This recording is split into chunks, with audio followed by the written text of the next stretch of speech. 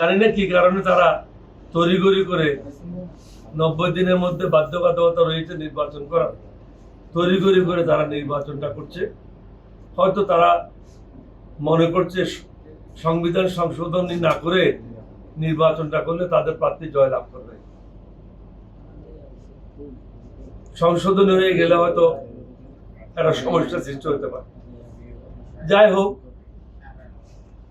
নির্বাচন হচ্ছে, এটাই হলো বাস্তবতা। এখানে যারা সরকার থেকে প্রার্থী দেওয়া হয়েছে মির্জা ফখরুল ইসলামকে, ওনাকে তো আমি আগের থেকে দেখি নাই, চিনি না। 2001 সালে প্রথমে দেখি তাকে। এর আগে তিনি বিএনপি রাজনীতির সাথে তেমন ভাবে কেন্দ্রীয় পর্যায়ে জড়িত ছিল না, এলাকায় হয়তো কাজ করেছে। ওনাকে আমি আমার পক্ষ থেকে, এলডিপির পক্ষ থেকে, 11 দলীয় ঐক্যজোটের পক্ষ থেকে আন্তরিক মোবারকবাদ জানাচ্ছি।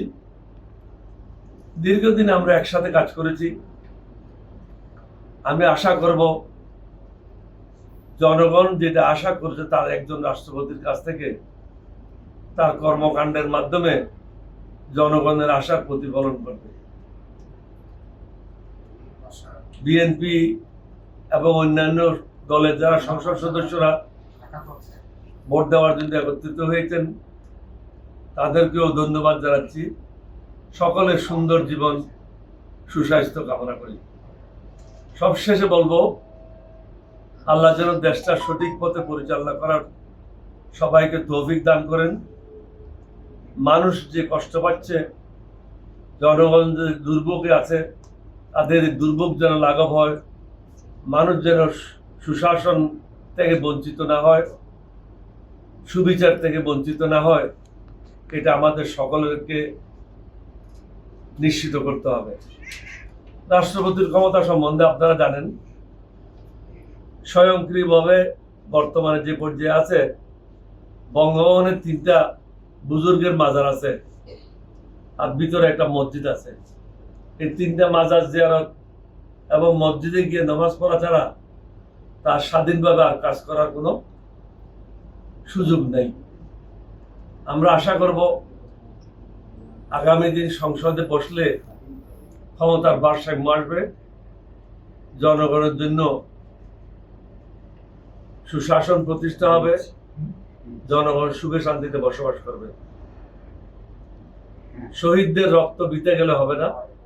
আমাদের অনেক ছেলেমেয়েরা 24 সালে জীবন দিয়েছে সুশাসনের জন্য, জবাবদিহিতার জন্য।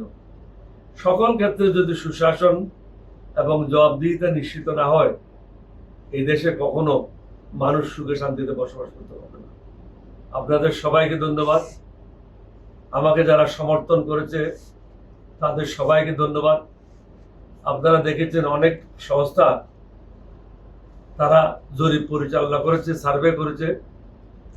সার্ভের মধ্যে জনগণ আমাকে 68% থেকে 70% ভোট দিয়েছে। মির্জা ফখরুল ইসলামকে 28%, 29% বা 31% ভোট দিয়েছে। সুতরাং জনগণ তাদের মতামত পরিষ্কারভাবে প্রকাশ করেছে, কাকে সমর্থন দিয়েছে এটা আপনারা সবাই জানেন। সবশেষে মির্জা ফখরুল ইসলাম সাহেবকে রাষ্ট্রপতি হওয়ার জন্য আন্তরিক ধন্যবাদ জানাচ্ছি। একসাথে অনেকদিন কাজ করেছি। আপনার কাছ থেকে আমরা অনেক কিছু ভালো জিনিস আশা করি।